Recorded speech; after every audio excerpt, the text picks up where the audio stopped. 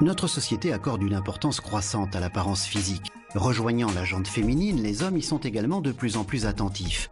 C'est pourquoi l'ennemi numéro 1 pour de nombreux hommes est la chute prématurée des cheveux qui affecte 50 à 70% de la population masculine. La chute des cheveux est presque toujours imputable à l'hérédité. L'on parle d'alopécie androgénétique. À défaut de traitement, la chute des cheveux due à des facteurs génétiques est un processus inexorable. La disparition des cheveux peut commencer chez l'homme dès la puberté. Elle peut survenir à un âge plus avancé. Mais à partir de 50 ans, la grande majorité des hommes sont victimes de perte de cheveux. Le Dr Banzhaf explique l'évolution de la croissance capillaire normale par rapport à une chute prématurée des cheveux.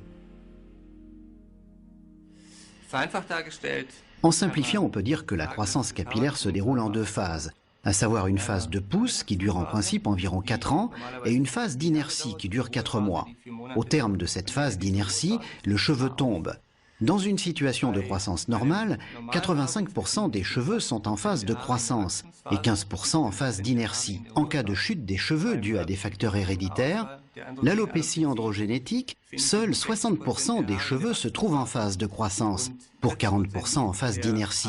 Il tombe donc plus de cheveux que la normale et que les repousses, et les cheveux croissent plus lentement.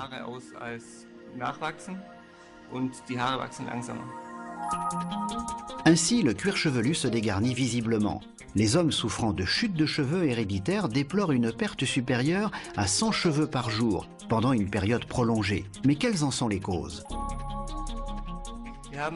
Nous connaissons 3 causes à la chute prématurée des cheveux, dont la première est hormonale. La testostérone, l'hormone mâle, est responsable en ce qu'elle est transformée en dihydrotestostérone dans le cuir chevelu sous l'effet d'enzymes.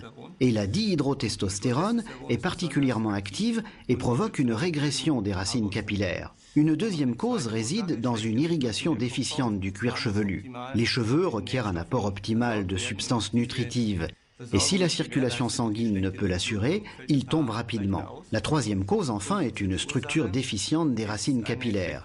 Les cheveux nécessitent une racine d'une structure optimale afin d'être solidement implantés dans le cuir chevelu. Et à défaut, de toute évidence, les cheveux tombent également rapidement. La chevelure joue un rôle primordial à toutes les époques et dans toutes les cultures. De nombreuses propriétés bénéfiques lui sont prêtées et elle influe sur la perception de la personnalité. Un homme ayant une calvitie paraît ainsi plus âgé et moins séduisant. La chute prématurée des cheveux handicape les victimes et conduit fréquemment à une diminution de l'estime personnelle, ainsi qu'à une détérioration de la qualité de vie. Certains hommes le remarquent seulement lorsqu'il est trop tard et que les racines capillaires ont cessé toute activité biologique. Le développement est toutefois prévisible à l'aide de signes avant-coureurs. Tout commence par une raréfaction des cheveux sur les tempes et au-dessus du front.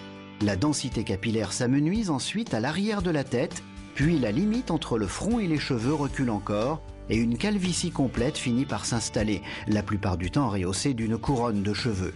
Êtes-vous prêt à l'accepter ? Souhaitez-vous réellement présenter cette image dans quelques années ? Vous n'avez pas à vous résigner.